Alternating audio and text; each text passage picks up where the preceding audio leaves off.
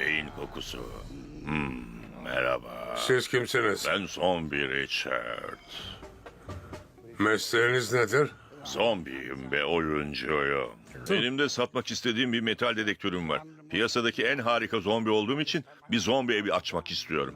Bunun için de makyaj ve kostüme ihtiyacım var. Makyaj malzemesi mi Makyaj lazım? ve kostüm. Neden? Zombiler daha gerçekçi dursun diye. Sence yeterince gerçekçi değil misin? Makyaj işe yarıyor.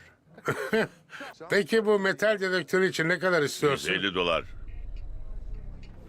Bu fiyatı nasıl hesapladın? İhtiyacım olan makyaj ve kostüm malzemelerinin fiyatı bu kadar. Bu adama gerçekten yardımcı olmak istiyorum. Ama insanlar kullanılmış dedektörleri 10-15 dolara falan alıyorlar. Çalışıp çalışmadığını bile bilmiyorum. 6 dolar. Olur.